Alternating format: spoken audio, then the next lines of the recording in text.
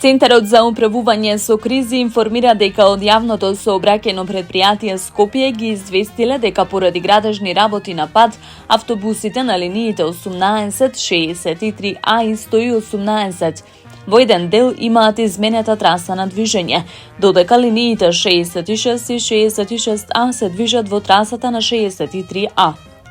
ЦУК исто така информира имало вкупно 1552 повици на единствениот повикувачки број за итни случаи, 112 во ЦУК во последното деноноќе. Од нив реални повици биле 62,37%, а 37,63% биле за други потреби на граѓаните кои не биле итни. Имало 593 повици за итни случаи на 112, што се решавале преку Центарот за управување со кризи, координирано со институции и служби во системот за управување со кризи. Потребна е стратегија на ниво на град Скопје, каде што ќе се вклучи градот и сите општини во решавање на проблемот со загадувањето во Скопје, истакна првиот човек на општина Центар Горан Герасимовски. Герасимовски потенцира дека се поставени филтри за прочистување на воздухот скоро во сите основни училишта на територија на општина Центар и во самите градинки. Дополнително во градинките се поставени нанофилтри на прозорците за прочистување на воздухот. Планираме во текот на следната година да започнеме поставување филтри на прозорците и во самите училишта. Покрај садење на зеленило, покрај поставување на филтри за прочистување и надворешно прочистување на воздухот, бараме начин да преку субвенции на тротинети и велосипеди ги менуваме навиките зашто поголем број на луѓе помалку ги користат возилата како превозно средство, вели првиот човек на општината Центар. Тој изјави дека градскиот превоз не е ни на задоволително ниво, кое што дополнително прави проблем и со загадување, но и со сообраќаен хаос низ општината и општините во градот.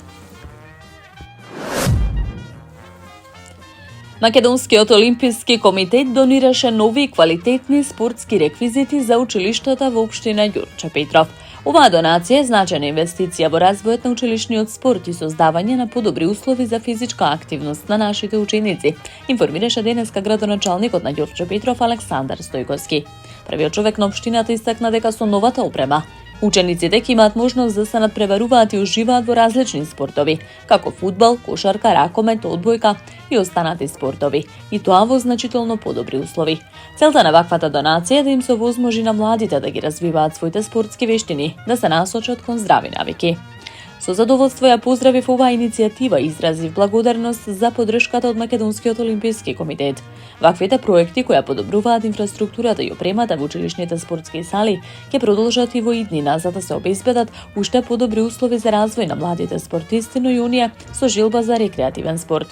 Ова е почеток на серија активности кои имаат за цел да го подигнат нивото на спортот и физичката активност во општината, напиша Стојковски на социјалните медиуми. Како дел од мерките за детска и социјална заштита и заштита на лицата со попреченост, градоначалникот Орце Ѓоргиевски потпиша меморандум за соработка со деканот на Филозофскиот факултет од Скопје, Оливер Бакрески и Институтот за специјална едукација и рехабилитација. Согласно договореното во сензорните собени со основните училишта во општината, ќе се одвива стручна пракса на студентите и наставниот кадар од институтот, што ќе овозможи поддршка, згрижување и стручна помош за децата со атипичен развој во наставата и во попладневните часови, информираат од општината. Целта на оваа соработка е да им овозможиме на родителите поддршка и згрижување на децата со атипичен развој во наставата и во попладневните часови и да им овозможиме стручна помош од страна на стручни лица. Остануваме посветени во грижата на оние на кои сме им најпотребни, изјави Ѓоргиевски. Центарот за современи уметности низ неколку локации во Скопје денес постави знакови со награда по повод Европска престолнина на ѓубрето, уметничка герила акција. По неуспешните обиди за Европска престолнина на младите 2027 и закочениот процес на подготовки за престижната титула Европска престолнина на културата 2028. Оваа година на Скопје му се посреќи да биде прогласен за Европска престолнина на ѓубрето, велат од екипата на Урбана Герила урбани уметнички акции.